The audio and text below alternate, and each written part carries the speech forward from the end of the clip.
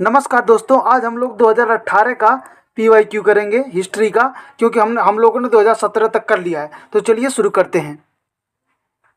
हाँ, तो हिस्ट्री का पहला क्वेश्चन 11 नंबर पर दिया है। लिखा है, उन्होंने मैजनी, गैरिबाल्डी, शिवाजी तथा श्री कृष्ण की जीवनी लिखी। वे अमेरिका में कुछ समय के लिए रहे तथा उन्होंने केंद्रीय सभा के सदस्य भी निर्वाचित हुए थे। तो ये बात पूछ रहा है कौन थे इसमें में से। पूरी तरह से फैक्चुअल क्वेश्चन है। तो ये थे लाला लाजपत राय। सी वाला इसका आंसर हो जाएगा। ठीक है, नेक्स्ट क्वेश्चन की तरफ बढ़ते हैं।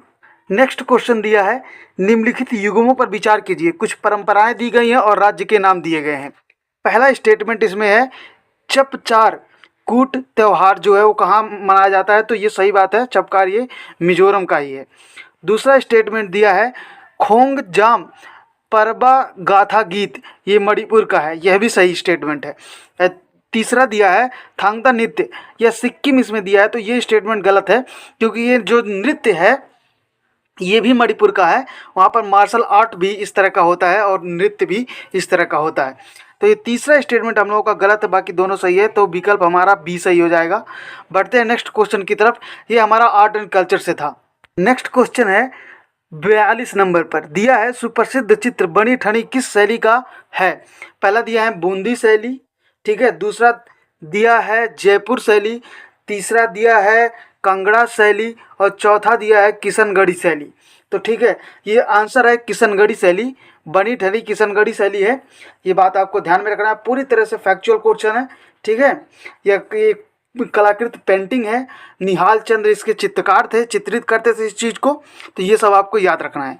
बढ़ते हैं नेक्स्ट क्वेश्चन की ओर। नेक्स्ट क्वेश्चन है, भारत के सांस्कृतिक इतिहास के संदर्भ में निम्नलिखित कथनों पर विचार कीजिए।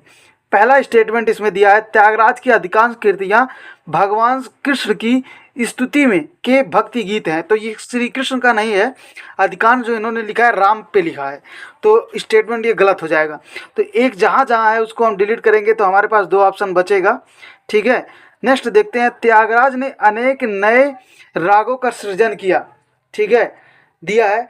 तो ये स्टेटमेंट तो सही है।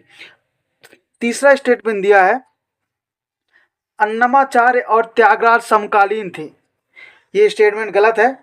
अन्नमाचार्य त्यागराज का समय काल होता है 1767 से 1847, ठीक है। तो ये कैसे हो जाएगा? तो ये स्टेटमेंट गलत हो जाएगा। चौथा देखते हैं। चौथा दिया है, अन्नमाचार्य कीर्तन भगवान वेंकटेश्वर की संस्तुति की के भक्ति गीत हैं। तो ये स्टेटमेंट सही है। तो ऐसे में हमारा विकल्प हो जाएगा बी। बढ़ते हैं नेक्स्ट क्वेश्चन की तरफ। आराम से इसको पढ़िएगा एक बार, तो आप लोगों को भी इसका आंसर निकल के आएगा। चलते हैं नेक्स्ट क्वेश्चन की ओर। हाँ, तो नेक्स्ट क्वेश्चन 51 नंबर पर दिया है। लिखा है, संताल विद्रोह के शांत हो जाने के बाद औपनिवेशिक शासन द्वारा यानी कि ब्रिटिशों द्वारा कौन से उपाय किए गए। ठीक है, पहला दिया है इसमें, संथाल परगना नामक राज्य क्षेत्र का सृजन किया जाएगा, जिससे संथाल संतुष्ट हो सके। उनका मांग ही यही था कि ऐसा एक क्षेत्र बनाया जाए। तो ये स्टेटमेंट सही है। दूसरा स्टेटमेंट दिया है, किसी संथाल का गैर संथाल को भूमि हस्तांतरण करना गैर कानूनी होगा। ये भी स्टेटमेंट सही है। जैसे आज भी कुछ ऐसी जातियां हैं, अनुसूचित जनजातियां हैं, जिनका ज़मीन आम आदमी नहीं ले सकता है बिना गवर्नमेंट के अप्रूव के, या फिर काफ़ी सारे प्रोविजंस उसमें हैं। तो उसी तरह से यह उस समय भी किया गया था, ताकि ये संथाल विद्रोह ना कर पाएँ, उनको संतुष्ट करने के लिए। तो दोनों स्टेटमेंट सही है। हमारा विकल्प हो जाएगा सी। चलते हैं नेक्स्ट क्वेश्चन की ओर। हाँ, तो नेक्स्ट क्वेश्चन दिया है, आर्थिक तौर पर 19वीं शताब्दी में भारत पर अंग्रेजी शासन का एक परिणाम था। क्या परिणाम था? पहला, भारतीय हस्तशिल्पों के निर्यात में वृद्धि हुई।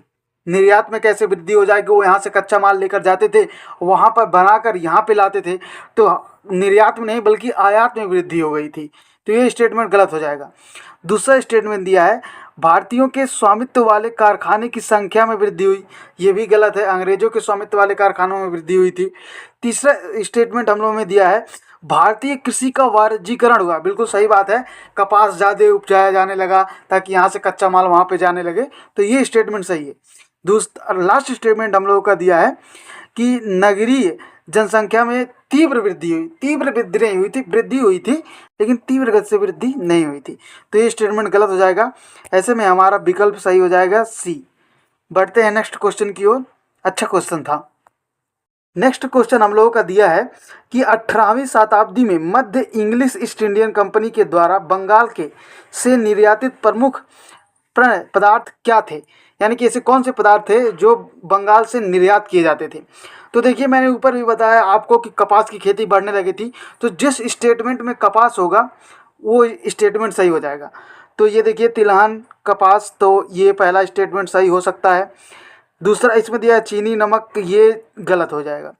इसमें दिया है तांबा चांदी सोना और मसाले, तो अभी भी आपको पता है हम लोग चांदी सोना बाहर से आयात करते हैं, तो ये भी स्टेटमेंट गलत हो जाएगा। तीसरा डी वाला स्टेटमेंट दिया है कपास रेशम, उसके साथ से सोरा और अफीम। पहले में देखिए अपरिष्कृत जो कपास दिया है ना, और तिलहन तिलहन इसमें दे दिया, तो तिलहन हम लोग शेयर कभी नहीं करते थे, हमेशा मंगाना पड़ता था, तो ये स्टेटमेंट गलत हो जाएगा। अपरिष्कृत दे दिया, इसमें थोड़ा डाउट लग रहा है, हम कोई भी कपास शेयर कर सकते थे, परिष्कृत हो अपरिष्कृत हो, तो हमारा ये हो जाएगा डी आंसर इसका हो जाएगा। और हाँ यूपीएससी ने भी डी माना हुआ है। तो हम लोग बढ़ते हैं नेक्स्ट क्वेश्चन की ओर, इसे आराम से पढ़िएगा।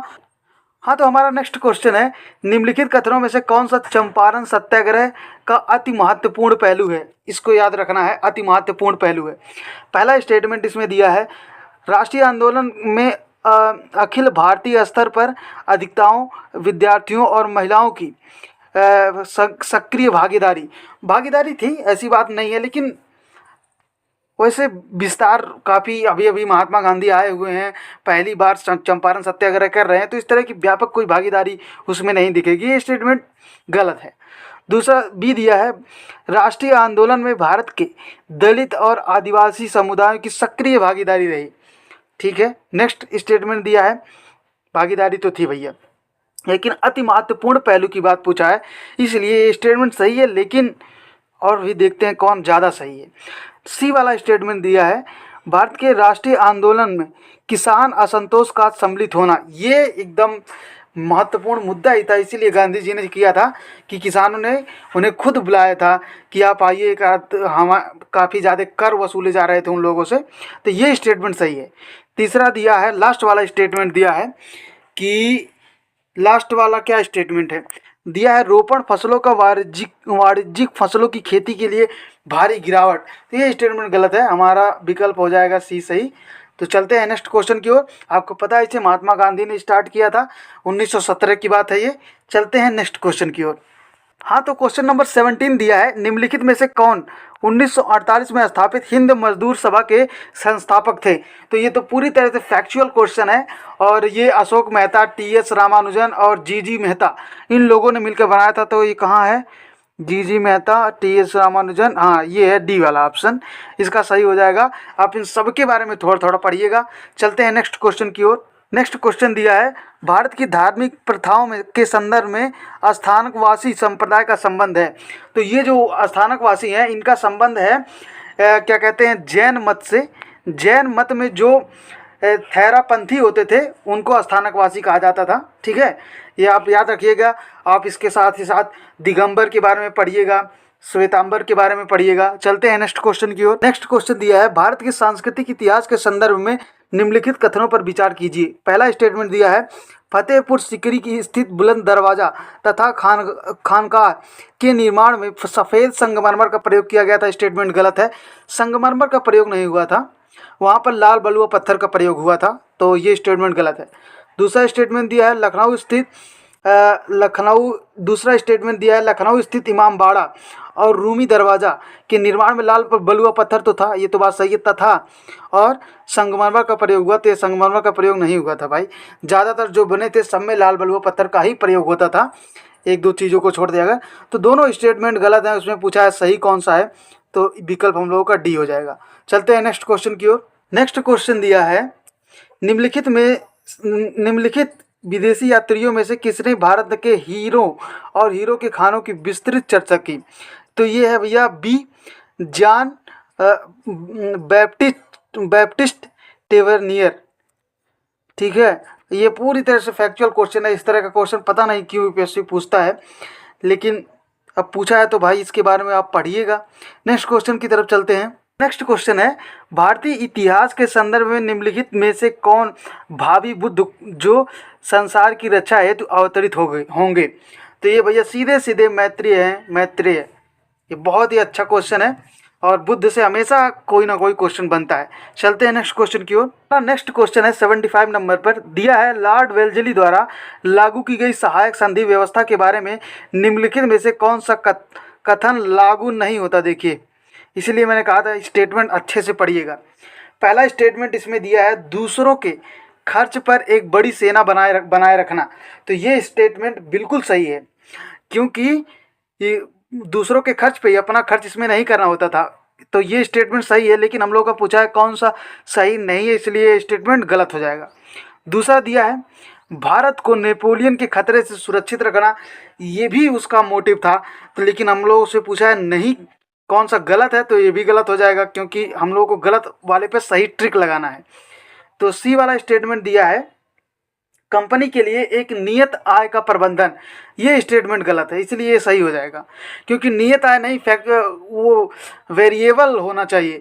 जब अधिक पैदावार हो तो अधिक उसको टैक्स मिले, इस तरह की सिचुएशन को वहाँ पर क्रिएट की गई थी। तो हमारा ये गलत है और गलत ही पूछा है, तो ये स्टेटमेंट सही हो जाएगा। डी भी एक बार पढ़ लेते हैं। लिखा है, भारतीय रियासतों के ऊपर ब्रिटिश सर्वोच्चता स्थापित करना, यह भी उसका मोटिव था। तो ये इस हिसाब से हम लोगों का आंसर हो जाएगा सी, क्योंकि पूछा था कौन सा सही नहीं है। चलते हैं नेक्स्ट क्वेश्चन की ओर।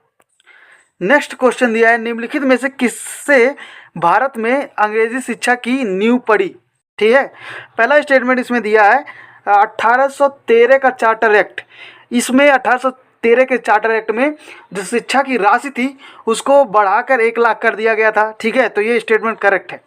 दूसरा स्टेटमेंट दिया है, general committee of public instruction 1823, यह भी सही है स्टेटमेंट हम लोगों का।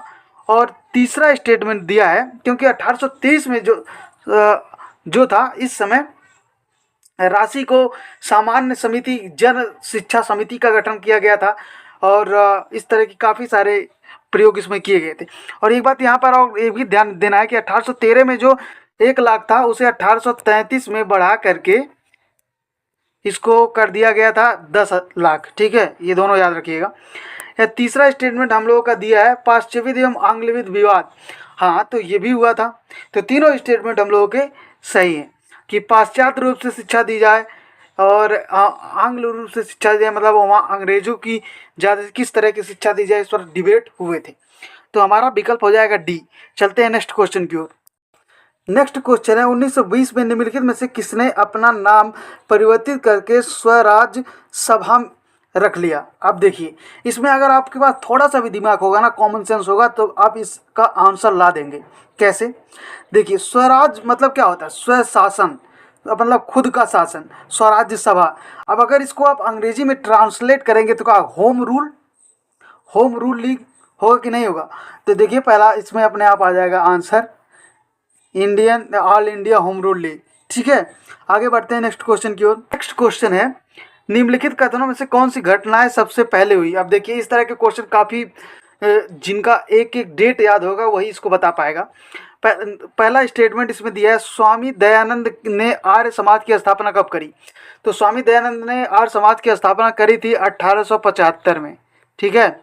दूसरा स्टेटमेंट हम लोगों का दिया है, दीनबंधु मित्र ने नील दर्पण का लेखन किया। तो इन्होंने किया था 1858 और 59 में। ठीक है, इसके आसपास। और तीसरा, बंकिम चंद्र चट्टोपाध्याय ने आनंद मठ का लेखन किया 1882। ठीक है।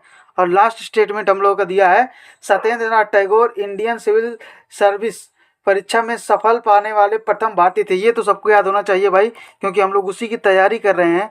ये 1864 में पहली बार इन्होंने किया था। तो देखिए, पहली बार सबसे पहली घटना कौन हुई थी? इसमें सबसे पहले 1858 और 1859 है। तो दीनबंधु ने जब नील दर्पण लिखा था, सबसे पहले यही घटना हुई थी। तो हम लोगों का विकल्प हो जाएगा बी। चलते हैं नेक्स्ट क्वेश्चन की ओर। हाँ, तो हमारा नेक्स्ट क्वेश्चन है और ये आज का लास्ट क्वेश्चन है, यानी कि 2018 का कर रहे हैं। लास्ट क्वेश्चन हिस्ट्री का है। देखिए क्या लिखा है, भारत में औपनिवेशिक शासन के दौरान शैक्षणिक संस्थानों के संदर्भ में निम्नलिखित युग्मों पर विचार कीजिए और पूछा है कौन सा सही मिलान किया हुआ सुमेलिखित है। तो पहला स्टेटमेंट इसमें दिया है कि बनारस का संस्कृत कॉलेज, इसको किसने बनाया था, इसमें दिया है विलियम जोन्स। तो ये स्टेटमेंट गलत है, विलियम जोन्स नहीं थे। इसकी स्थापना 1791 के आसपास हुई थी, ठीक है, और इसकी स्थापना किया था जोनाथन डंकन ने। तो ये स्टेटमेंट गलत है। दूसरा दिया है कलकत्ता मदरसा, वारन हेस्टिंग लिखा है इसमें, तो ये स्टेटमेंट सही है। कलकत्ता का जो मदरसा था उसने वारन हेस्टिंग ने बनाया था, तो ये विकल्प हम लोगों का सही है। तीसरा स्टेटमेंट दिया है फोर्ट विलियम कॉलेज, आर्थर बेल्जली। देखिए ये स्टेटमेंट गलत है, आर्थर बेल्जली ने फोर्ट विलियम कॉलेज की स्थापना नहीं करी थी, ये बात आपको याद होनी चाहिए। तो चलते हैं नेक्स्ट क्वेश्चन की ओर। ऐसे में हमारा कौन सा आंसर हो जाएगा, केवल बी, यानी कि 2। नेक्स्ट क्या, आज ख़त्म ही हो गया। अब हम नेक्स्ट 2019 का कल करेंगे। अगर ये आपको सीरीज़ पसंद आई है तो please do like the video और अपने साथियों के साथ शेयर भी कीजिए। Thank you so much.